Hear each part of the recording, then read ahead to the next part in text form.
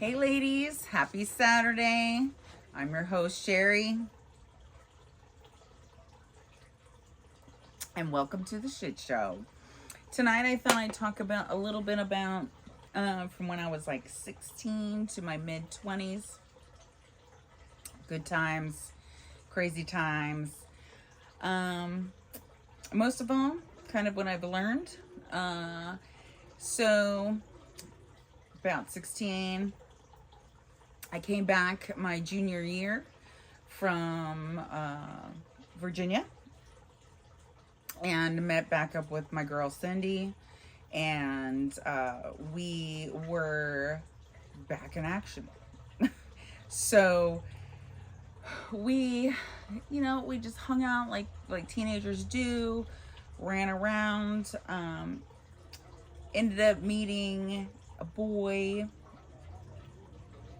and he was sweet, and he was from a good family, and he was in a great neighborhood. And so at the beginning I was like, oh my god, like this is great, like this is something that we're gonna get into. And I think Cindy was dating one of his friends or something. But anyway, so we kind of started dating, and we were hanging out and became girlfriend and boyfriend. And part of the shit show is about the reality of what happens in relationships with me. And if I can say anything, ladies, that please never do what I do. It's definitely been a learning experience. But anyway, so dating this sweet boy, and one day he invited us over. His parents were out of town, and so we all went over there. We were hanging out, and so me and him, we went into the room, and we were, doing what teenagers do. We were making out, things like that. And then the next thing I know,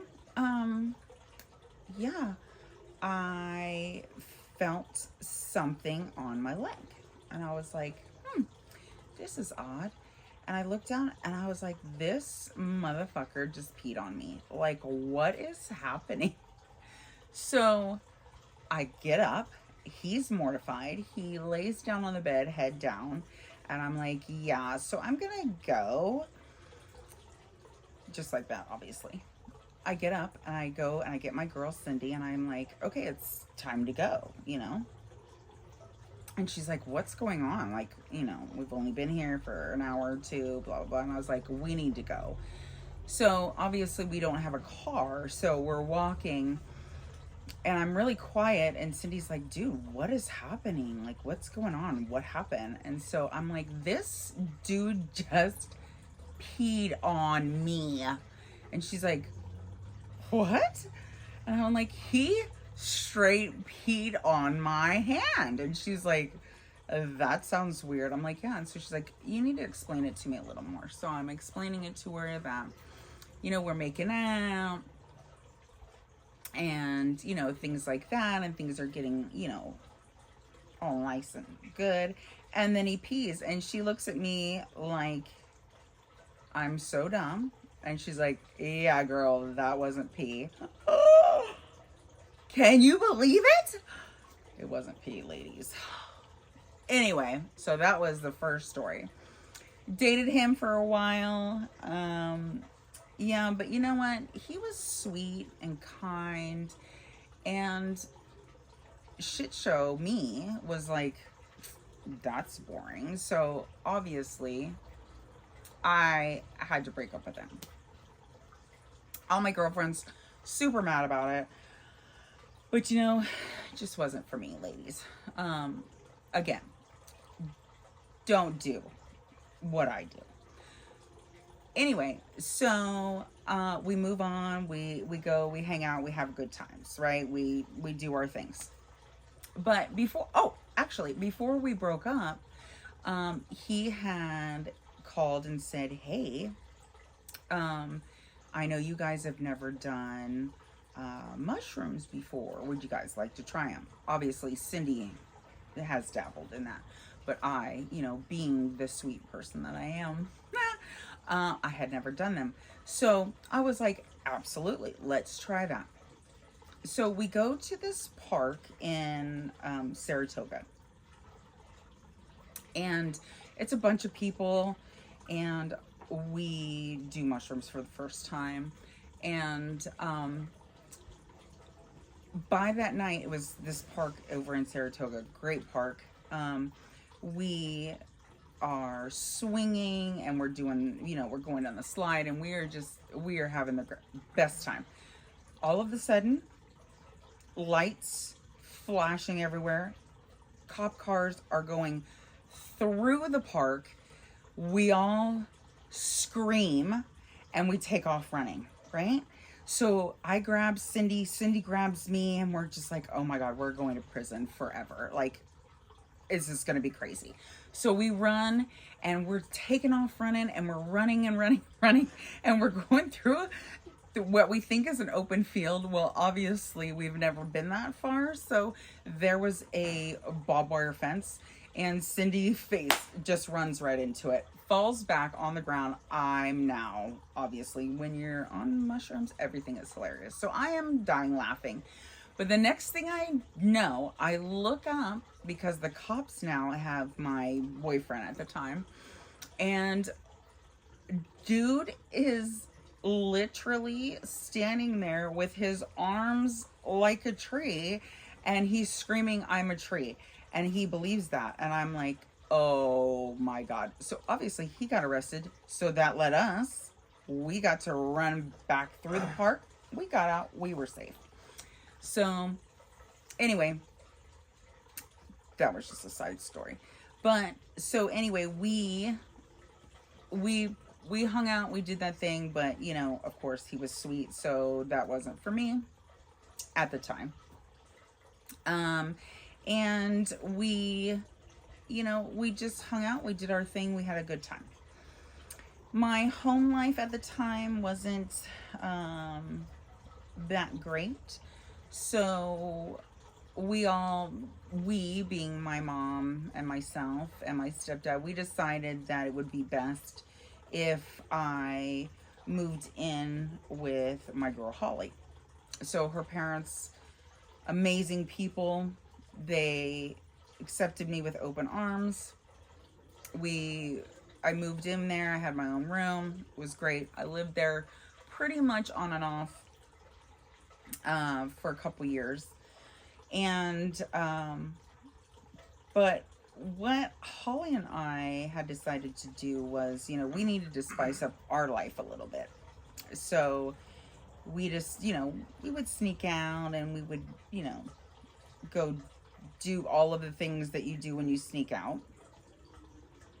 And one night we had gone out to Denny's, and I will touch back with that in a minute, but we had gone out to Denny's, and because everybody did it, and we went back to our house, and we were sneaking back into the house.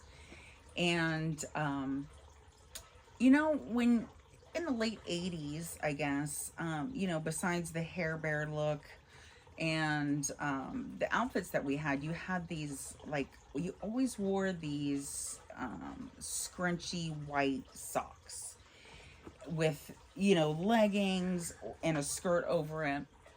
And so, of course, we were wearing those, and we decided that after we snuck out, we needed to sneak back in. So we were sneaking back in, and as we're creeping in through the sliding glass door, here comes this lady in this red long nightgown, and I swear to God, y'all, I thought it was the devil. So we scream, it's the devil. We start laughing our asses off. Her mom is furious. She is screaming at us. We're still screaming the devil. We literally start pissing our pants.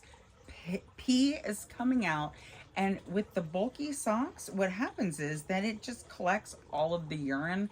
And so now these bulky socks are yellow and dripping over our shoes. The devil, her mom, comes out and she sees this and she can't help but laugh. Like, it was just ridiculous. Those were just some of the times at her house. But anyway, so lived with Holly for a while, still was going to school. Mid-junior year, was in science class, and there was this blonde boy with these bright blue eyes, and he always sat in front of me. And I thought, well, who is this guy, you know? But that had gone on for a couple weeks, you know, because you have to, you know, us ladies, we have to kind of build up our confidence. So one day he just kept standing up. You know, we were doing a lab, and he kept standing up in front of me and kept standing up, and so I could not see, and it was really kind of annoying. And so I was like, excuse me, and obviously he was ignoring me. And finally he turned around and he looked at me, and I'm like, dude, you have a nice ass and all, but can you get the fuck out of my way? Well, there you go. And then I met my future ex-husband. And there it is. So, you know, we went through, you know, junior year, and my future ex-husband and I, we kind of became very attached. He had lived kind of a hard life. I was still in it. So we just kind of fed off of each other. We had a lot of great times during that time. We would borrow his uncle's like 1970s car. We would go out in that. But then, you know, we'd have to put it back exactly how it was, because when his grandma got home, she would always check the car to make sure we didn't take it out. We did a lot of that type of stuff. He was very much like a kind of like a hip hop kind of guy. At that time when I first met him, I was very much into like the hair metal bands and you know, like Poison and things like that. So he kind of introduced me into that kind of different music genre, and really got into that. So that is one thing that was kind of good. So anyway, so met him, was hanging out with him all the time, doing all those, you know, crazy things that we did. But I think his grandma, with me sneaking into his house in the middle of the night, I mean, even though she said she never knew, pretty sure she knew, I think she had just had enough. So the end of our junior year, it was sprung that he was going to be moving to his dad's in Missouri. And at that time, we were pretty much 24/7 for being such young kids. We were very much 24/7. So I decided to go with him, and you know, we got there, and it was completely different. I took a walk one day just to see the town, and I walked for 30 minutes, and I walked the whole town. There was one bar, one grocery store, and that is it. Yeah, so not much to do there. I was there for about 3 months, and then it was time for me to come home. He was not allowed to. And the heartbreak that it was, it needed to happen. So I came back here, started my senior year. I moved back in with my parents for a little while, moved back in with Holly. And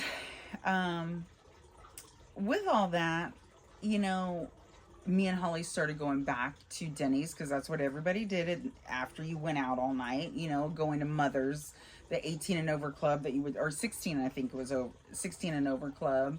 You go to Mother's, you go hang out, and then you go to Denny's. And so at Denny's, Holly and I went there so often that that's where I met Javier. So that was an interesting relationship. He was a little bit older than me. I thought that he had it together. You know, he had his own apartment with another waiter, and I just thought this was just going to be, you know, the relationship that was going to be it. Little did I know that me and Holly, because Holly started dating one of his friends, and we would go over there. And it was weird, though, because I could only go there certain days and certain nights. You know, didn't think anything of it at that time. Hello. But we would go over there, and so the days that we would go over there, you know, Holly was really into this guy, and, you know, they had been dating for a while. And then one morning, you know, we all wake up, and Holly's man says that he's like, hey, I'm gonna go, you know, get some beer for the day. We're gonna day drink, you know, blah, blah, blah. Great. Dude literally never comes back. Went on a beer run. We literally never saw him again. So that is still the joke that, yeah, Holly, Holly's had some doozies with guys.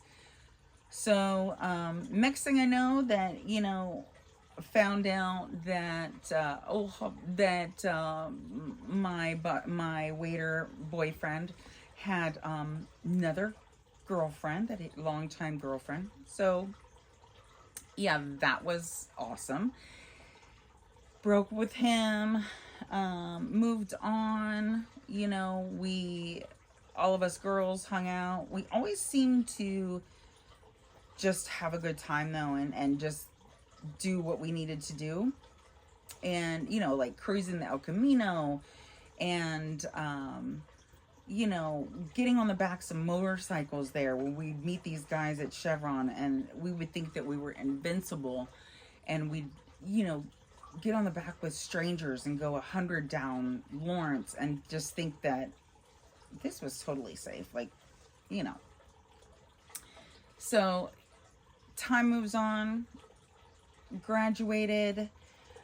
Well, before that, dated a couple more guys in between there. Literally got cheated on every single time. Like, I could not, you can't make this up. Like, who gets cheated on over and over and over? This chick. Like, what is the problem? But anyway, so, so graduated. All of us girls decided, you know what? We're going to have just a girl summer. We are going to have a blast. Hung out with my girls, Rochelle and Liz. We went to Santa Cruz all the time. You know, doing that, my best friend at the time, Sharon, and her sister, Michelle, thick as thieves. We had so much fun. You know, it was just us girls. Like, we just bonded in a different way. And the funniest thing I can remember with Sharon and Michelle is, you know, Z Cavaricis were like the thing to be in. And Michelle, she needed a new pair. So we go to Valco Mall. And Michelle goes into the dressing room. And Sharon and I are looking around, and Michelle comes out and she's showing us these Z Cavariccis, and they look fantastic. And I was like, definitely get those. So she goes back into the dressing room, and we're standing waiting for her to go pay. And girl comes out with, forgot to put her own pants on, and comes out with pink long johns and walks out of the dressing room and goes to pay, and literally wanted to pee my pants. She's going to hate me for bringing that up. Best day ever. But anyway, so fast forward, we're in the summer and we're living our best lives as you do after you graduate, and you're with your girls and you're partying and you're going to different parties and you're just meeting people. And we're over at Sharon and Michelle's and we're having this great party, and all of a sudden, future ex-husband shows up. What? Like, what is happening? So my world at that time was, I actually had been dating somebody else. Very sweet guy. He was in the military. Good head on his shoulders. So incredibly sweet to me. And then future ex-husband comes back. And what do I do, ladies? What does Sherry do?